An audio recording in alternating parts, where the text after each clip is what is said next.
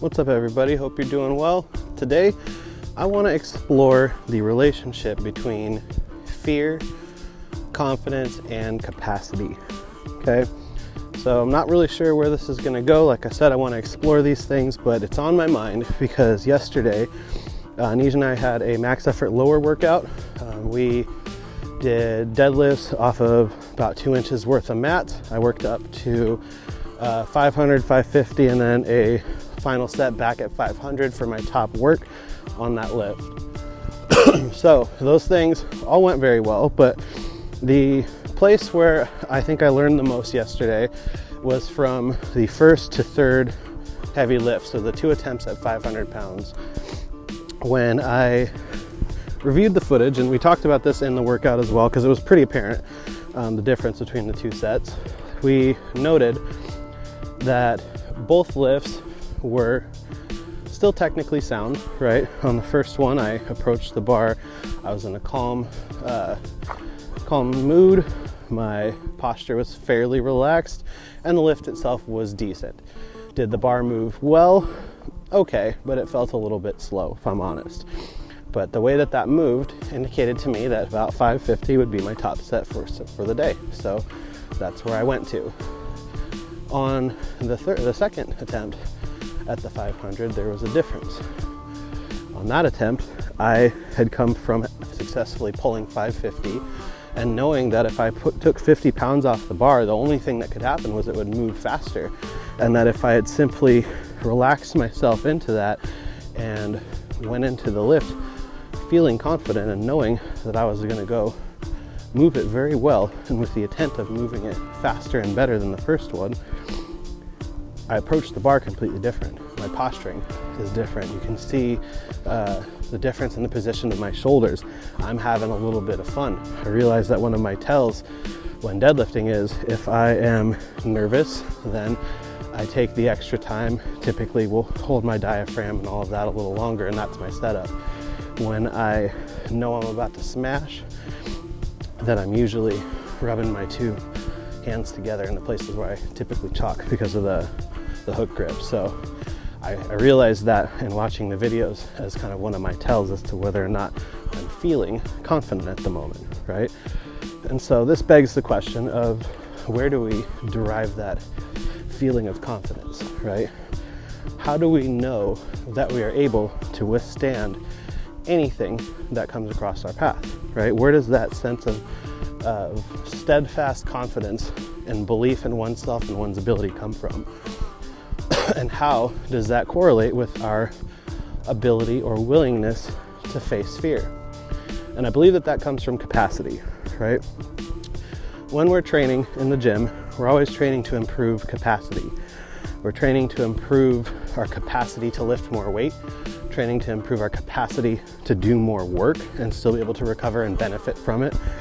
We're training to improve our capacity to move fluidly and freely, training to improve our capacity to breathe, training to improve our capacity to flip in and out of both sides of our nervous system from fight or flight back to rest and digest, and to do so pretty easily, right? We're training to improve a lot of capacities, and those are things that we can build to a greater degree over time.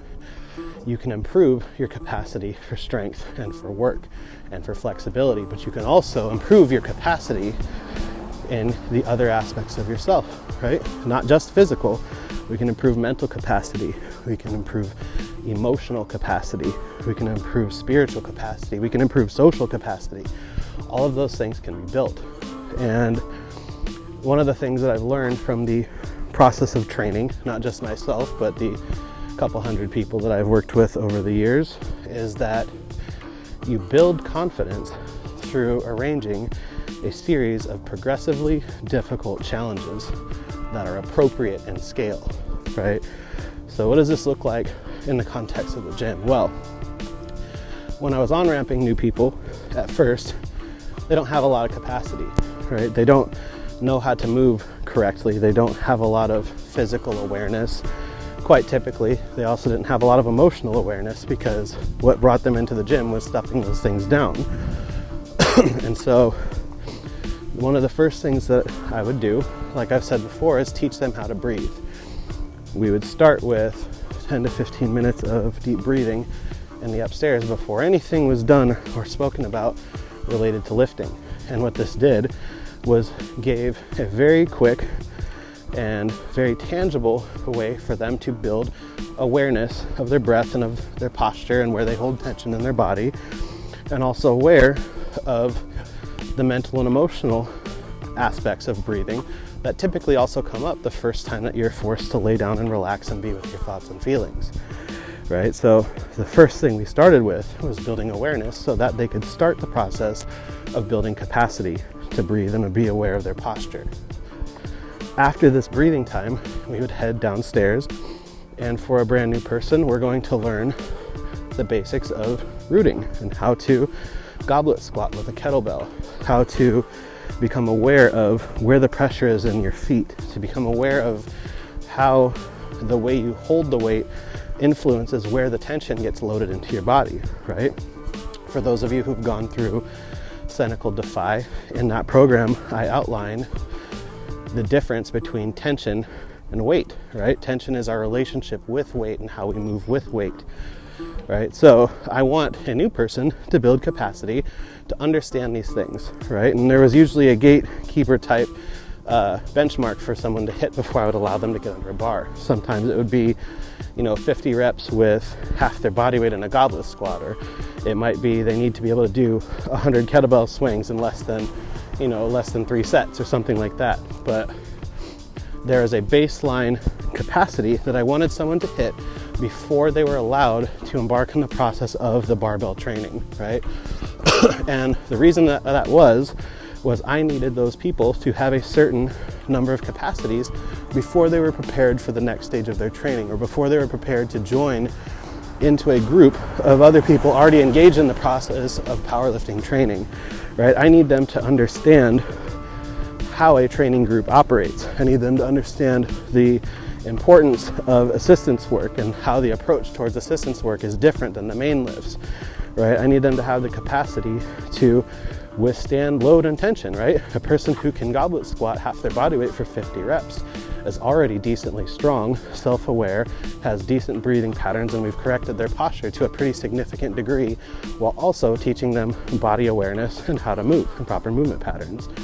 So this accomplished a lot of things by arranging the challenges in a successive and a progressive way.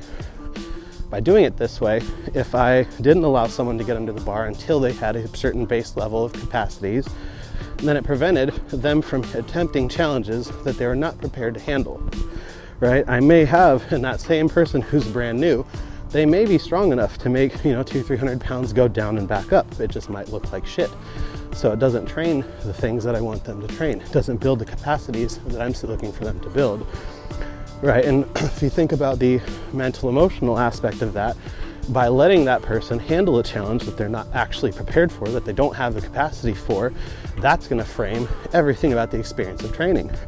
If I have someone who's unprepared to squat 300 pounds correctly, squatting 300 pounds because they can move the weight and they feel good about it, then I've allowed them to build confidence on a false sense of capacity.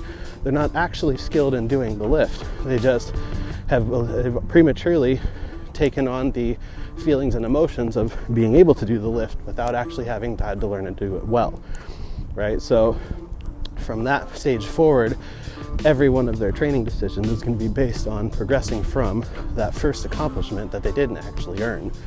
And that's going to teach them that the decisions that we make in the gym are made in order to satisfy your ego and how you feel about the lift, not made around the weak points that we're trying to train and the capacities that we're attempting to build, right?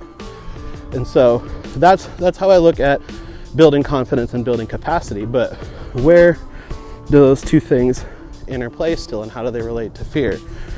Well, if you look at the two lifts that I did from yesterday, the first 500 and the second 500, the first one was done from a place of trying to discover what my capacity was.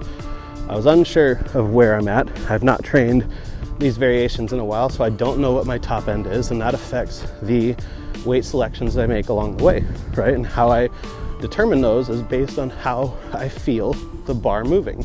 That felt like I should go here, right? And I used to have that skill very finely tuned, and my eye is still very good to where I can call attempts for other people very well and know about where their top end range is based on what I see. But I used to have that skill very finely tuned for how I feel. And in the past, when I've been more insecure and neurotic, that skill has driven me fucking crazy because I can second guess everything. And when you are trying to be introspective without confidence, you typically see things in the worst possible light, right? So on that first attempt, I'm trying to see what I'm capable of because I don't know. And that's reflected in my approach on the bar and in the way that the bar moved. On the second attempt at 500 pounds, I have just finished pulling 550. So I've discovered that my capacity on that day was about 550 or so. Wasn't necessarily, but that's where I was at, right? So coming back into that second attempt at 500, I've just pulled 50 pounds off the bar. I know I have a reserve capacity of 50 pounds. So all of the feelings about whether or not the lift is going to go up are gone.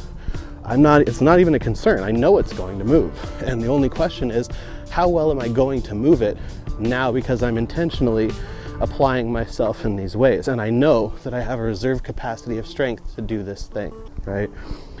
And so I believe that a primary place where we derive our confidence is from understanding and being familiar with our capacities and from what we're doing to build them, right? We can have physical, mental, emotional, spiritual, and social capacities. And any place where we are lacking capacity is a weak point. It's a vulnerability point, right? A good example of this is with your immune system, since we've been in Virusville for the last year. When you have a healthy immune system, it's able to withstand attacks, right? When we do things to cultivate a healthy immune system, like being generally low stress, like moving our bodies, like eating healthy food, drinking water, going outside, walking, connecting with people in a genuine way, right? All of these things build a healthy immune system that is designed to withstand threats from just about everything, right? If we do not do any of the things to build a healthy immune system, we don't get enough sleep, we're stressed out, we eat like shit, we drink too much, we don't do anything that we find fulfilling, and we don't move our bodies, then you are susceptible to everything. You have a higher chance of dying from literally every threat because your system does not have the capacity to withstand everything because you're constantly abusing it, right? And so I look at this as ways that can kind of frame how we approach our training or how we approach our life. If we look at all of these things as capacities, then all of a sudden we're empowered because they are things that can be increased, right? If it is a capacity to be emotionally resilient, then you can become more emotionally resilient. If it's a capacity to become physically resilient, you can train and become more physically resilient, right? And so there's an inherent relationship between confidence and training, right? I derive a strong sense of confidence from my training. And this is for two reasons, right? I derive confidence because when I'm in training, I'm familiar with where my capacities are currently at and where they're going. I know what is slightly outside of my capacity. I know what is slightly inside of my capacity. I know what will be too much for where my capacity is at right now. And I know when I'm not doing something that is challenging enough to build capacity at all, right? I know when I'm being a bitch and wasting my time. And I know when I'm being arrogant and making stupid weight decisions. And so my confidence comes from understanding what my capacity is and also understanding the places where I'm still building capacity. If I know that I am working on maintaining proper alignment and that is something that is rate limited by weight, then I'm not going to choose a weight on the bar that is going to go too far beyond the capacity I have to do the lift well, right? Another way that I derive confidence from the process of training is by looking back at the body of work that I've done, right?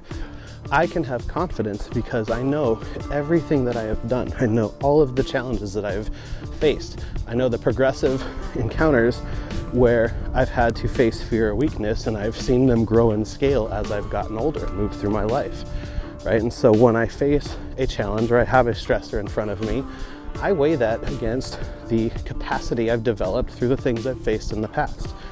When I have something come up and I say, oh, this is not shit, you do not understand the things that I have gone through in my life, that comes from a place of understanding that I have the capacity to face far greater challenges than this one. So while this may take effort, it may take work, I'll be just fine, right? And that's a sense of confidence. And what I find is that understanding those capacities and actively building those capacities gives you the capacity for confidence.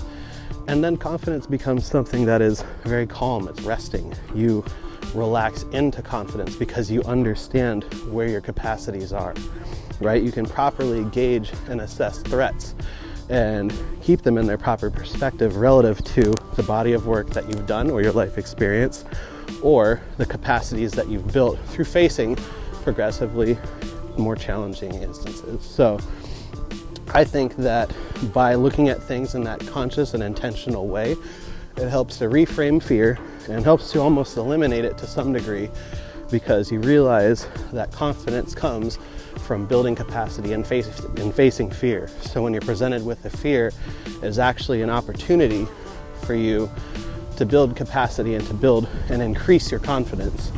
And maybe just that little change in perception will change how you look at the things that happen in your life. And they might go from being things that arise that you have to deal with to opportunities that you've been presented with that give you an opportunity to grow and build a brand new capacity in your life that you maybe need or don't already have. So that is it. I'll talk to you next time.